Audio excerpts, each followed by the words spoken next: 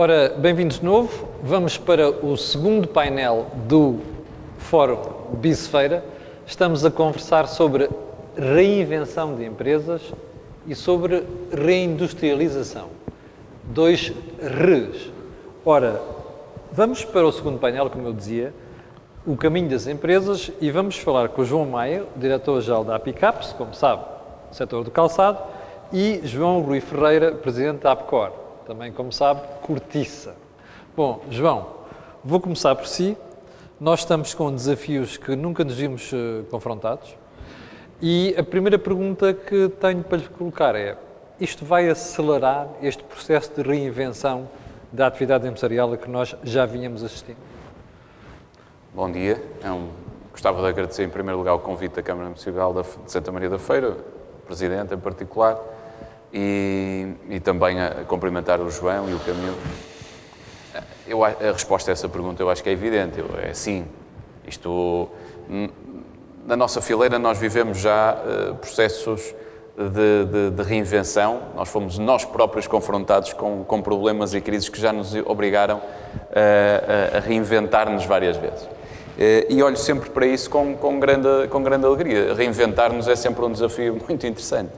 E desde logo eu penso que não podemos perder a oportunidade já que esta crise aconteceu, e lamentavelmente aconteceu, mas temos que a transformar numa oportunidade. E de facto ela vai acentuar e vai acelerar algumas transições que nós sentíamos que eram evidentes que estavam a acontecer. Vivíamos um mundo onde a parte industrial estava a ser transformada cada vez mais em processos digitais, em processos tecnológicos, a aprendermos a fazer mais com menos recursos, a sermos mais, a otimizar melhor e, no fundo, aumentar os fatores de competitividade e de produtividade das nossas indústrias. Porque não podemos querer viver num mundo global, num mundo altamente competitivo, porque nos é útil enquanto mercado disponível, mas ao mesmo tempo não queremos também importar para o nosso país os índices de competitividade que fazem com que Portugal esteja na linha da frente. Por outro lado, vivíamos no mundo uma clara tendência e um aceleramento de todas a tendência da opção por produtos mais ecológicos, sustentáveis, produtos que respondam de uma forma mais clara e mais objetiva àquilo que é o grande desafio da transformação da economia linear para uma economia circular. A fileira da cortiça fez já este caminho ao longo dos últimos 10 anos. É verdade que uma fileira como a nossa, que vinha a crescer a um ritmo médio de 4,5% ao ano nas nossas exportações, quando é confrontada com esta parede e com esta desaceleração, olhamos para ela com preocupação. A parte boa de tudo isto foi que, uma vez mais, e aquilo que é a sensação que tenho do feedback das empresas, é que não olhamos para isto ou na expectativa que alguém nos venha resolver o problema. Houve aqui desde março, desde o início da crise pandémica em Portugal, apesar de já termos vindo a sentir isto no exterior, houve um arregaçar de mangas, houve uma ligação e uma coesão entre as empresas ainda maior, e isto para mim é um fator completamente decisivo, já lá vamos à frente provavelmente, a capacidade de trabalharmos em rede, e a partir daí, nós enquanto instituições de suporte ao setor, foi encontrar os melhores mecanismos, as melhores formas de apoio para, uma vez mais, confrontados com esta dificuldade. É curioso, a impressão minha, o vosso setor não foi daqueles que passou logo a andar nas bocas do mundo a pedir ajudas e apoios e por aí adiante. Pois, essa foi sempre uma dificuldade, que era como é que, efetivamente, comparado com a área dos transportes, com o turismo, com a restauração, quando em março estamos a cair, ou em abril, as nossas exportações 2,5%, o que para nós era dramático e altamente preocupante, porque vínhamos a crescer. É óbvio que o eco público e a atenção de quem estava do outro lado não é a mesma de quem vai com paragens de 100%. Ora, o setor da cortiça vinha com um pipeline de encomendas que não desacelera de um dia para o outro. Temos que pensar que a fileira do vinho, a indústria vitivinícola a nível mundial, que é o nosso grande cliente a nível mundial, foi considerado prioritário nos grandes mercados para onde exportamos. Estados Unidos, Espanha, França, Itália. Em todos estes, fazendo parte da fileira alimentar, foi considerado setor prioritário, nunca parou a sua atividade, e o grande foco das nossas empresas foi aplicando planos de contingência, que em alguns casos foi um pequeno incremento àquilo que já se fazia, porque trabalhamos com regras de segurança alimentar muito apertadas e, portanto, foi só um upgrade do ponto de vista da utilização dos EPIs para que as empresas pudessem estar operacionais. E foi difícil porque sobretudo num contexto onde a mensagem era fica em casa, a mensagem das empresas era venha trabalhar, não podemos parar e temos que dar resposta aos nossos clientes. Conseguimos isto, as 2 primeiras semanas foram muito intensas, mas conseguimos entrar numa certa normalidade. Também aqui com uma mensagem clara do Presidente da Câmara da Feira, que nessa altura também dá um incentivo claro aos municípios e a toda a região, a dizer vamos criar as condições para estar preparados. Conseguimos essa resposta e hoje vivemos um ambiente com EPIs, numa realidade ligeiramente diferente, e este fórum é o exemplo disso. Aprendemos a fazer negócio de outras maneiras, estamos completamente adaptados àquilo que são um mundo já virtual, desmaterializado, mas com foco muito grande em nunca perder as oportunidades que estão no terreno. Eu já volto a si, porque há aqui questões muito interessantes para colocar. João Maia, calçado. Não se pode dizer que aqui o impacto tenha sido despiciante, o impacto da pandemia. Não. Antes de mais, deixe-me renovar o agradecimento ao Presidente da Câmara da Feira e a toda a equipa do Vice-Feira por este convite, para nós estarmos aqui a expor a nossa realidade.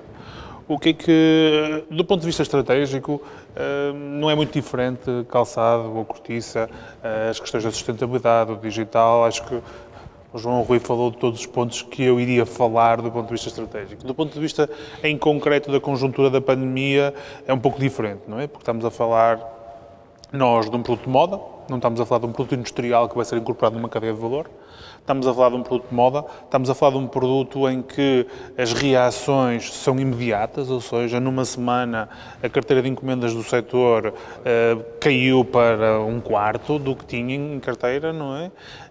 E foi um choque abrupto, ponto. O setor procurou adaptar-se, procurou reagir a isso. Houve empresas que seguiram uma estratégia de procurar mitigar os impactos dos trabalhadores em layoff, usando as medidas do Governo, que no mês de abril foram essenciais para manter as empresas a funcionar, ou suspendendo a atividade, ou a funcionar com redução de atividade. Houve empresas que fizeram a opção inversa por diferentes questões, que foi tentar pôr das empresas manter-se em atividade em função do nível de encomendas que tinham e do tipo de encomendas que tinham. Mas, efetivamente, estamos a falar de um produto de moda, um produto que é essencialmente social, um produto que se vende quando há eventos sociais. As lojas e ir aos shoppings é necessariamente uma paragem da produção. Isso. E mais que isso, a reação é tão imediata que quando os nossos clientes de retalho percebem que vão ter as lojas fechadas mais cedo ou mais tarde, procuram de imediato cortar as encomendas para a época seguinte. E daí este choque imediato. No entanto, a partir daí a recuperação é gradual. E até é muito interessante, porque se olharmos para as nossas exportações, percebemos que efetivamente o mês de abril foi perdido completamente. O mês de maio foi um mês muito de sofrimento, em que se exportou muito pouco, mas em que nós percebemos dos dados que temos que as empresas retomaram em maio a sua atividade produtiva. O mês de junho e julho são meses em que nós registramos quebras face ao ano anterior, mas que se recupera o nível da quebra global média. No mês de agosto já é um mês em que nós pela primeira vez conseguimos exportar mais do que em agosto do ano passado. Também há aqui alguns efeitos pontuais. Temos agora a expectativa sobre o que vai acontecer nos meses seguintes. Os sinais são mistos, há sinais positivos, há sinais negativos. Não conseguimos ainda avaliar o que vai acontecer nestes meses, temos que ir acompanhando regularmente. E é esta também uma realidade, que é nós com o digital a entrar pelas nossas funções dentro, nós passamos a estar mais próximos das empresas. E passamos a ter necessidade de uma informação quase diária do que está a acontecer em cada empresa, para nos podermos ajustar e para podermos, de alguma forma, também trabalhar com o Governo nas medidas que são essenciais para mantermos o emprego. Porque, efetivamente, durante estes meses, a nossa preocupação central foi como é que nós vamos conseguir manter o emprego durante este período, que nós não sabemos quanto tempo vai durar.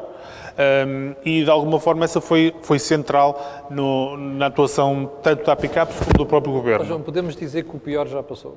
Ou este receio de que pode haver novos confinamentos, ou até confinamentos limitados, circunscritos na economia, isto ainda causa preocupação?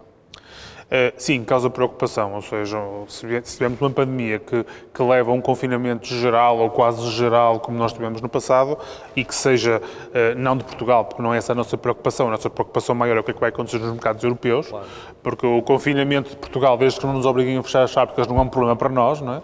Desde que nós tenhamos acesso às matérias-primas e acesso aos mercados para entregar os produtos e os trabalhadores possam ir trabalhar, esse não seria um problema para a atividade económica em concreto, não é? Porque o nosso mercado é o mercado europeu. No entanto, isto está tudo ligado, ou seja, não é pensável que possa haver um confinamento em Portugal que não exista na Europa, não é? E agora, a visão é que, pelo menos em Portugal, que se vai procurar manter a economia a funcionar. Porque nós não podemos, para não morrer da pandemia, morrer à fome e da cura, não é? E por isso essa é a visão que temos hoje em cima da mesa. É uma visão em que nos parece que é pouco provável que volte a haver um confinamento forte. Já não digo igual ao outro, porque acho que isso é impossível. E isso vai levar a que se vai manter o consumo. Agora a questão é qual é o nível de consumo e qual é a alteração do perfil de consumo, porque nós também já percebemos claramente que os produtos que se vendiam antes da pandemia hoje são muito diferentes. Ou seja, há segmentos de produto que têm quebras substanciais, há segmentos de produtos com crescimentos. Onde é que está a haver quebra e onde é que está a haver crescimento? Essencialmente a quebra é nos produtos formais, no produto do evento social, não é? E no produto do trabalho, não é? Em que as pessoas vão para o escritório. Alguém da indústria têxtil me dizia há 2 semanas: "Ó Camilo, já reparou, você só está de blazer e camisa, já não está de fato, veio até com os sapatos esportivos." Está a ver? Isto mudou o nosso padrão de consumo. E eu não tinha reparado nisso, curiosamente. Mudou imenso. E depois cresceu em tudo o que tem a ver com produtos de conforto, sim, produtos que se usam em casa, e aí há crescimentos substanciais, e há crescimentos substanciais também do ponto de vista de canais de distribuição. Deixa-me voltar ali ao João. João, tirando esta questão de, se tivermos um agravamento das condições de saúde, podermos ter que fazer encerramentos cirúrgicos ou então alguma repetição de algum confinamento, tirando esta questão, nos últimos 10 anos, ou nos últimos 15, nós assistimos a uma panóplia nova de produtos na vossa área. Antigamente era cortiça pura, agora já é derivados, depois aglomerados, compostos. Eu francamente olho às vezes para os produtos que vocês têm e fico surpreendido. Nunca pensei que a indústria se conseguisse reinventar desta maneira. Este processo de reinvenção nos últimos 10 anos facilitou agora a forma como se está a enfrentar a crise? Eu gostava depois só de fazer uma nota sobre esta questão. Então pode começar por aí. Posso começar por aí. É curioso aquilo que o João refere relativamente ao impacto diferente em diferentes segmentos de produto e toca os estiletos para a senhora ou os sapatos desconfortáveis que nós compramos uma vez para ir a um evento. Desconfortáveis os estrangeiros, os nacionais impecáveis, como é o exemplo dos... É óbvio, quem está em casa, e o Camilo, se estivéssemos em casa no limite, podíamos até estar de calções. Aliás, eu devo dizer que fiz muitos diretos de calções, não tenho camisa e blazer. Eu tentei perceber, mas estava sempre muito bem. Mas podíamos perfeitamente estar nesse registro. No nosso setor, do ponto de vista do mercado vitivinícola, é exatamente igual. Porque, por exemplo, os segmentos que mais sofrem são os espumantes, champanhes, cavas, prosecos, porque acabaram os eventos. É verdade. Estão todos adiados. A nossa expectativa é que eles aconteçam em 2021. E, portanto, há um impacto diferente. Eu devo dizer que esgotei ali uma série de garrafas que tinha de espumantes e champanhes em casa, porque não havia nada que fazer já.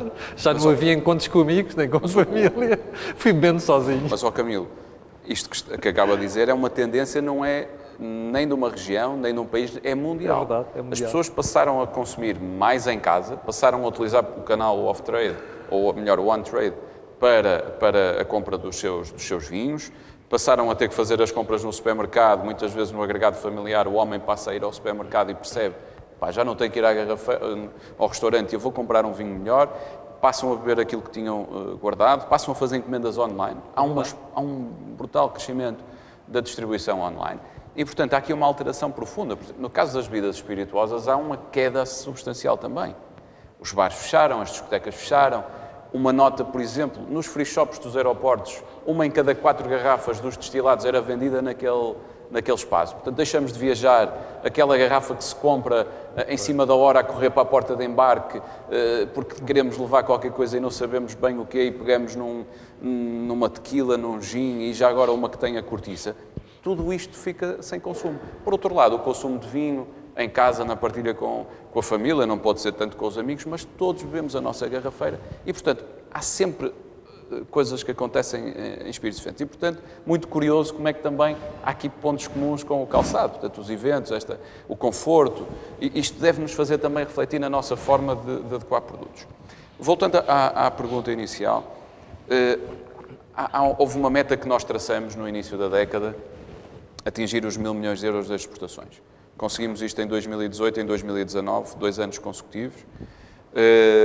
Em 2020, se o último trimestre for comparável àquilo que foi o último ano, vamos conseguir ainda manter-nos acima desse número, mas temos claro na nossa cabeça que o objetivo já são os 1.500 milhões.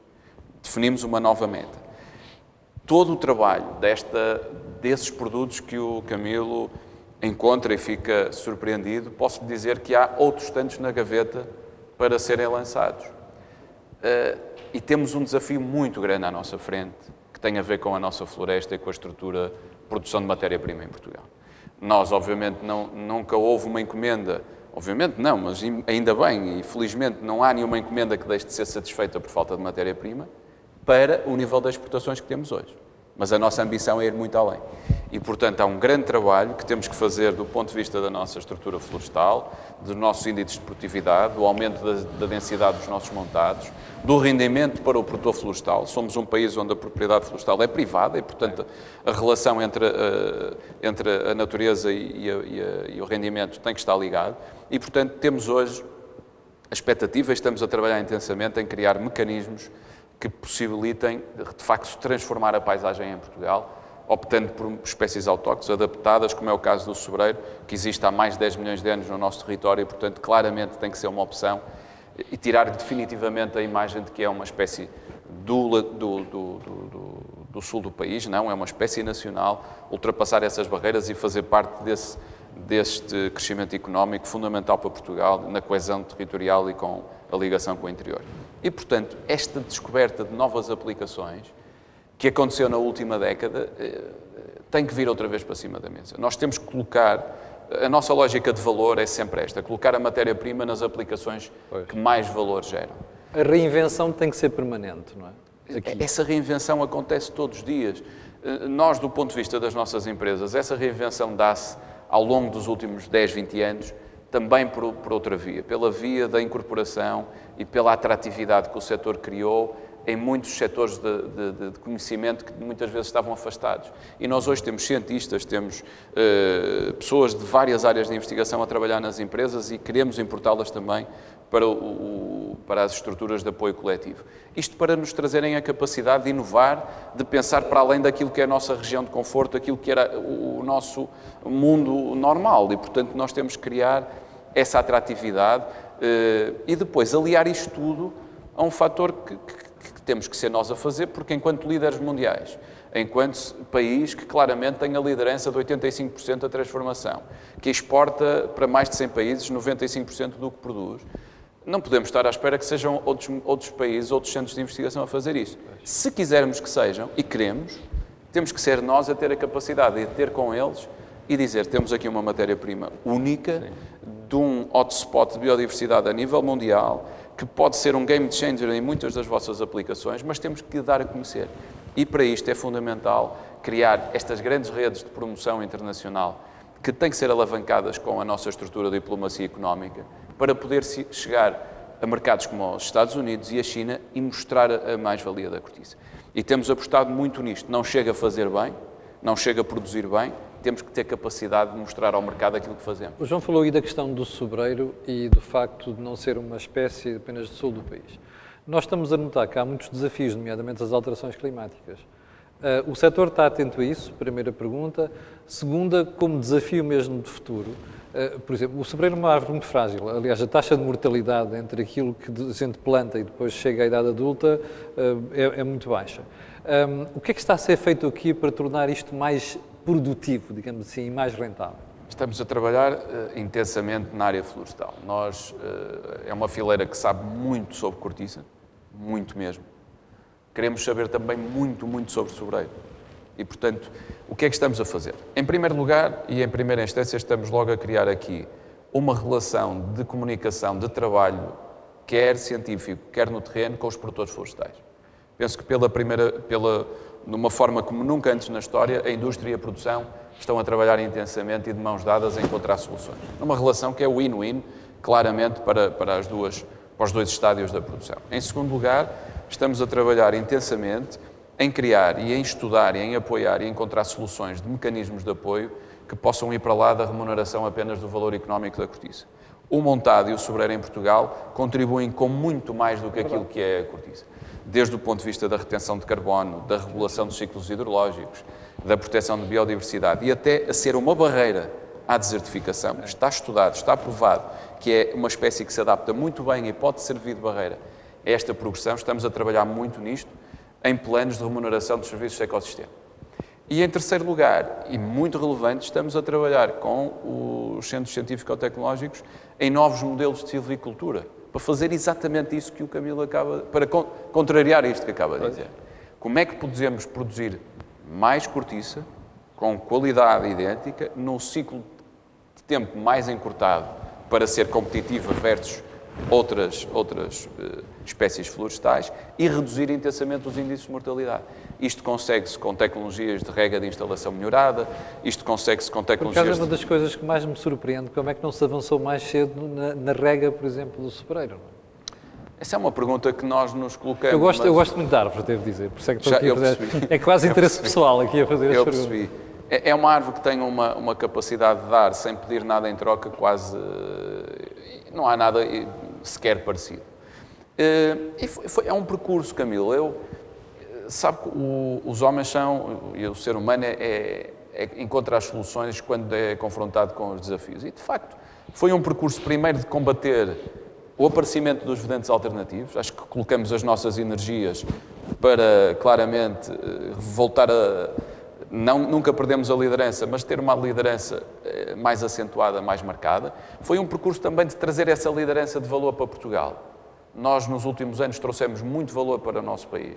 Hoje, Portugal, por cada euro que exporta de cortiça, retém 85 cêntimos e somos um importador líquido de matéria-prima. Portanto, nós conseguimos crescer em Portugal sem aumentar a produção da cortiça porque fomos buscar matéria-prima a outros países. Sim. É óbvio que algumas bolsas de industrialização nesses países passaram para Portugal. Isto é boa notícia para a economia portuguesa. E tivemos focados, se calhar, em temas que eram importantes naquele momento. Definitivamente, e hoje, eu penso que a indústria, e isto é claro, sobretudo já vamos falar, se calhar, também do tecido empresarial e da estrutura empresarial das fileiras, hoje é a altura de fazer isto. Hoje a produção florestal está mais disponível para fazer isto connosco. Há um percurso que devia ter sido feito em 20, 30 anos? Provavelmente sim. Mas isso, nós não podemos olhar para aquilo que não foi feito, temos que olhar para aquilo que podemos fazer. E este é o nosso desafio. Regressando ao João Maia. João, nós ouvimos ainda muito hoje em dia, apesar de toda a transformação, eu dei este exemplo há bocadinho, no outro painel, eu ainda me recordo quando eu era estagiário de jornalismo e falávamos com consultores, eles diziam assim, olha, está a ver, isto do têxtil vai desaparecer tudo. E depois a seguir vai ver que vai o calçado. Bem, primeiro o têxtil não desapareceu, segundo o calçado foi um belíssimo exemplo de reinvenção no setor, só que agora está confrontado com novos desafios, não é? Porque apesar de tudo, e apesar de nós termos o segundo lugar no preço de sapato mais caro, não é? Logo a seguir a Itália, o setor agora tem desafios sérios pela frente. Está convencido que neste processo até de reindustrialização vamos ser capazes de responder a isso? Sim, acho que estamos todos mais ou menos convencidos disso, por isso estamos aqui para lutar, não é? Porquê é que nós achamos que isso vai ser ultrapassado? Vai ser ultrapassado, primeiro, porque temos uma classe de empresários dinâmica e agarrada às empresas e lutadores, não é? Acho que esse é o fundamental, acho que foi algo que o João Rui também destacou e acho que é central nesta atuação, quer dizer, quando há uma classe de empresários que é lutadora desde a nascença destas empresas, é isso que vai sustentar de alguma forma o desenvolvimento. E porquê é que nós achamos que esses empresários vão encontrar soluções? Vão encontrar soluções porque efetivamente os desafios hoje têm respostas. E o desafio para ultrapassar este momento é o digital e é a sustentabilidade. Mas as empresas estão mesmo a abraçar a digitalização? Estão a abraçar a digitalização quando não só incorporam novas tecnologias no seu processo produtivo, porque já abraçaram até na década de 90. Na década de 90, um investimento muito forte na digitalização do processo produtivo. Hoje podemos dizer que as nossas fábricas são das tecnologicamente mais avançadas do mundo. Não encontramos fábricas com o mesmo nível tecnológico em mais nenhum país do mundo, em média, não é? Agora a digitalização deixa de ser só a fábrica e passa a ser também o ponto de ligação ao cliente final. Para fora. E esse é que é para fora. o desafio da digitalização hoje, já não é tanto quais são as novas tecnologias que vamos ter por dentro da fábrica. Sim, ainda há desafios aí, mas o grande desafio é como é que nós vamos conseguir vender os nossos produtos ao cliente final usando as novas tecnologias que nos permitem hoje um acesso facilitado ao cliente final. Esse acesso pode ser intermediado, pode ser através de plataformas, pode ser com distribuidores nos diferentes mercados. No entanto, o digital cria aqui uma oportunidade muito forte para que nós criemos as nossas próprias marcas. E isso foi algo que a indústria de calçado foi tentando fazer ao longo dos últimos anos, mas que Portugal, como um todo, fez muito pouco. Se nós procurarmos perceber quais são as marcas portuguesas que efetivamente têm uma pegada internacional, é muito difícil identificar marcas com dimensão, com pegada internacional oriundas de Portugal. Esse é claramente um desafio. E esse é um desafio de Portugal. E é um desafio que nós já assumimos há alguns anos, já encontramos algumas marcas pequenas no contexto internacional, naturalmente, mas já com algum track record para poder, a partir daqui, fazer algum caminho. E essas marcas são essenciais para que depois possa fazer um processo de benchmarking, para que isto seja difundido pelo setor e depois apareçam mais exemplos e mais empresas adiram a estes modelos de negócio. Porque são estes modelos de negócio que são arriscados, sim. Muitas empresas não vão ganhar dinheiro, muitas empresas vão acabar com problemas, mas é com base na marca que se cria o valor. Porque essa seleção tem mesmo que ser feita, não é? Essa seleção vai acabar por ser feita mais cedo ou mais tarde. Porquê? Porque eu preciso de criar valor com os mesmos recursos. Porque o processo da reindustrialização que nós falamos não é fazer mais fábricas, não é empregar mais gente.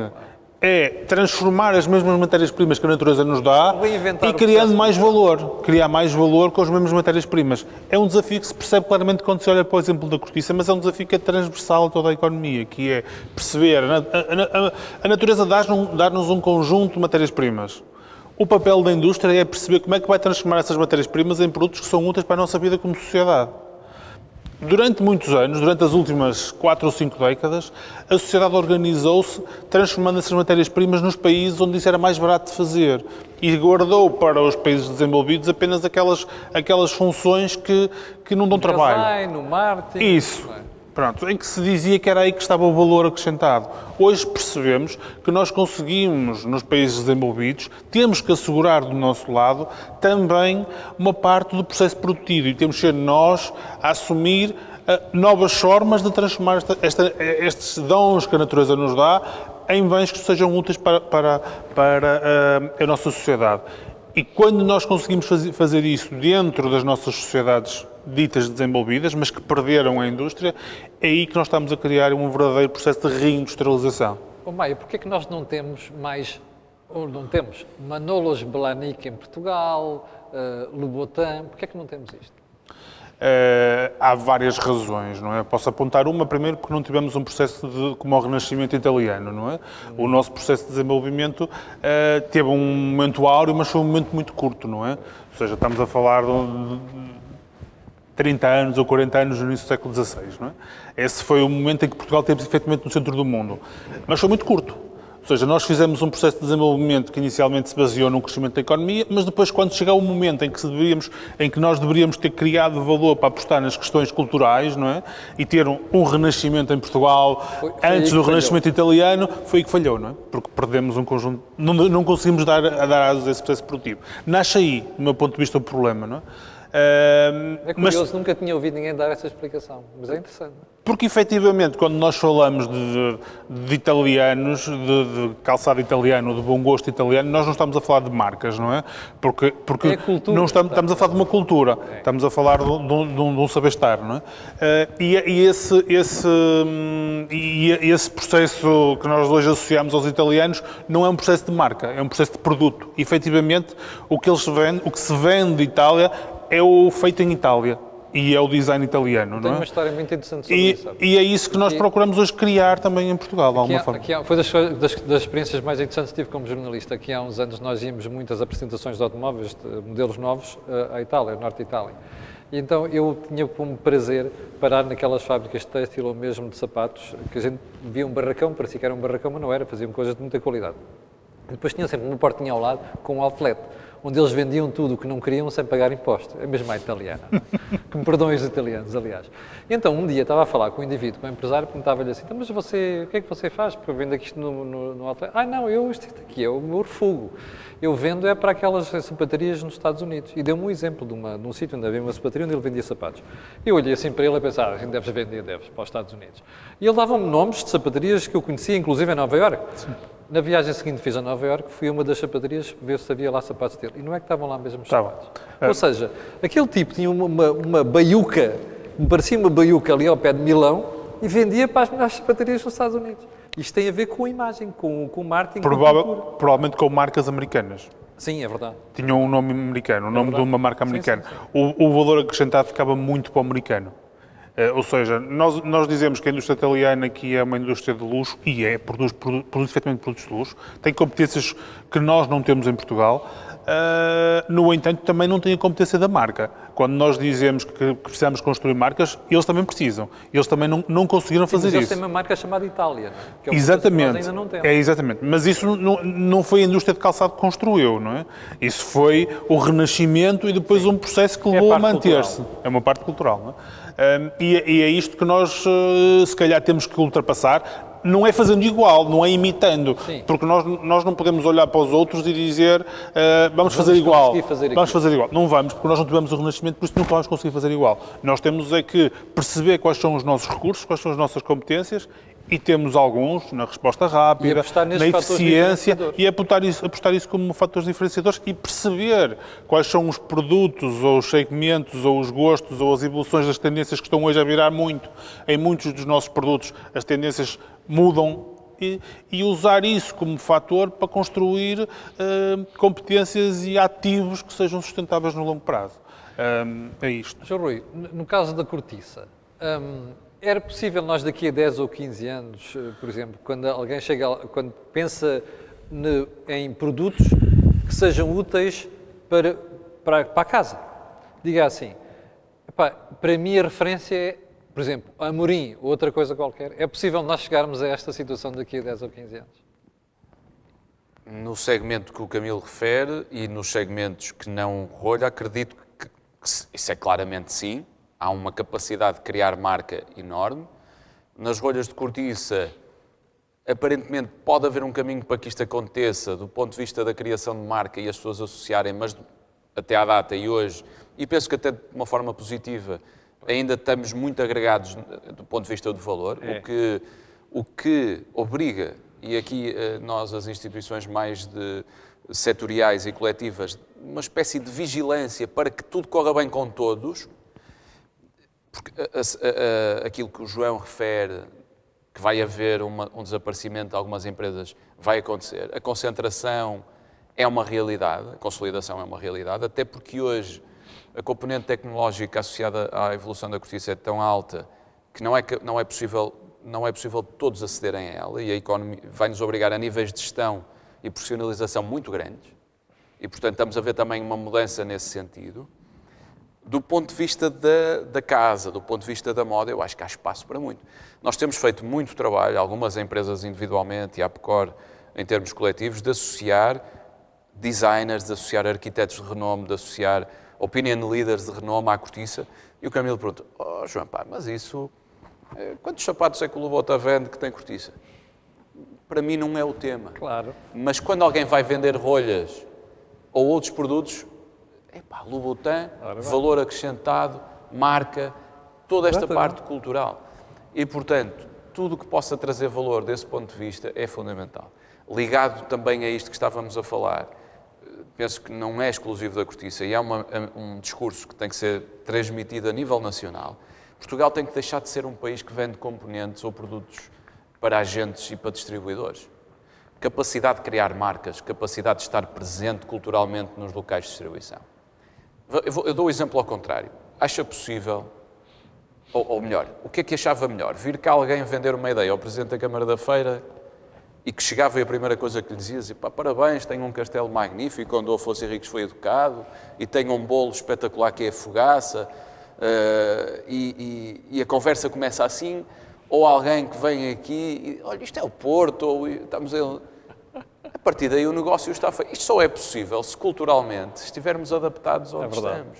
Portanto, é importante que os nossos agentes comerciais dos Estados Unidos saibam quem está a jogar as final da MLB em beisebol e que saibam quem é o governador daquele estado. E, portanto, isto consegue-se com este aculturamento. Isto só se consegue criando parcerias, criando joint ventures com o distribuidor. A minha ambição é que as empresas portuguesas, eu nem quero que mudem a marca, como o João dizia. Provavelmente essa, eu não sei qual foi a expressão que usou para a fábrica do italiano. Não, estava a dizer... Sim, mas deu-lhe um nome engraçado que eu não conhecia. Mas a fábrica do italiano, ele criou um nome americano, provavelmente para aquele calçado. E, portanto, não me incomoda minimamente que quem está a vender as rolhas em França seja o Monsieur, não sei o quê, se a empresa for portuguesa. Portanto, temos que aprender já aprendemos. Até ligado a este pacote de investimento, uma coisa que fui lutando sempre e que tenho passado, devia haver um forte estímulo e um forte apoio à aquisição, às fusões, aos ganhos de escala, à compra dos nossos distribuidores para podermos fazer isso mesmo. Estarmos presentes nos mercados, trazer valor para Portugal, produtos de valor acrescentado. Eu não me contento, minimamente, num discurso de falta de ambição. Portugal hoje é o 42º país no mundo em rendimento de PIB per capita. Para mim é o fator mais relevante do ponto de vista da criação de valor. Eu ambiciono, na Europa há 27, que agora não são 28, estamos no 18º, 19º lugar. Eu ambiciono estar no top 10. Claro. É este o discurso de ambição. Tem que ser esse. E eu quero saber porque é que estamos 10 mil dólares atrás, agora menos, mas porque é que estamos 6, 7 mil dólares atrás da Espanha? Porque é que exportamos menos de um terço daquilo que exporta a Suécia, que tem a mesma população? Claro. Eu acho que é este tipo de discurso. Eu concordo que somos, o nosso Presidente diz muitas vezes, nós somos os melhores do mundo. Eu não vou tão longe. Nem gosto muito de... Eu acho que somos tão bons como os melhores do mundo. Acho que temos notabilidade, resiliência, capacidade de luta, empenho, flexibilidade, tudo isso. Temos mais dificuldade em planear, entendo, mas também temos mais capacidade em improvisar em momentos de dificuldade. Portanto, o ideal de uma empresa era ter um alemão e um português, provavelmente, ou um japonês e um português a gerir. Mas é esta ambição que tem que passar para o discurso público também, para que os portugueses possam ter algumas métricas e algum espírito de caminho para saber onde é que queremos chegar. Nós falamos, as exportações cresceram, é verdade, mas se olharmos para os últimos 20 anos, a distribuição por mercados e a distribuição por tipo de produtos não se alterou drasticamente. Portanto, os setores que têm vindo a exportar, na verdade, têm feito um bom trabalho. Os funerais que fizeram a estas indústrias, que temos que acabar de vez com o nome de indústrias tradicionais, porque elas de tradicional não têm nada. Já não têm nada. São indústrias com tradição, mas com uma grande ambição de futuro. Todos eles fizeram um bom percurso. Na verdade, fizemos um caminho. Podemos fazer mais. E o João tocava num ponto essencial. Os recursos são os mesmos, acrescentar valor àquilo que temos. E, portanto, esta dinâmica, este espírito de ambição, a retenção de talento, tem que estar estruturada, interiorizada em todos os portugueses. Nós temos que ter essa capacidade, as pessoas têm que ter orgulho. Eu penso que foi o Fernando que falou em tempos de dizer que temos de transformar a indústria numa indústria sexy. Numa indústria... Eu sei que ele vai falar num painel a seguir, mas trocávamos há pouco umas ideias. E a indústria, em muitos segmentos, já é sexy. As pessoas têm condições de trabalho. Se é preciso pôr um escorrega no escritório ou o saco de boxe, como temos na Google, não é por aí. Se é preciso fazer os breakfast de cada um apresentar a sua ideia, também vamos lá chegar. E hoje o ambiente industrial, nós somos altamente auditados e altamente fiscalizados. As empresas e as indústrias em Portugal, nós temos um nível de inspeção, um nível de auditoria, um nível de fiscalização muito alto. Quer das autoridades, quer das empresas que nos compram. Nós estamos habituados a viver no contexto global. E, portanto, é este espírito que eu penso que é importante trazer para o país. É uma ambição, uma vontade de estarmos próximos dos melhores. Bom, a conversa está muito interessante, como já repararam, mas também há uma coisa que não deixa de passar, que é o tempo. Portanto, já excedemos largamente também aqui neste painel o nosso tempo disponível. Eu quero agradecer ao João Rui e ao João Maia, porque são o testemunho de dois setores com um peso muito grande na economia portuguesa, que têm feito um esforço grande para se reinventar nos últimos anos, nas últimas décadas, melhor dizendo. E mais, eu não tenho dúvida nenhuma que com este espírito nós vamos ser capazes de dar a volta por cima e daqui a 10 anos vamos estar a falar destes dois setores numa perspectiva, num patamar completamente diferente. Ora bem, chegamos ao final deste painel, quero agradecer aos dois mais uma vez e dizer que daqui a pouco estaremos aqui com outros personagens para debatermos também esta questão da reinvenção das empresas e da reindustrialização de Portugal. Até já!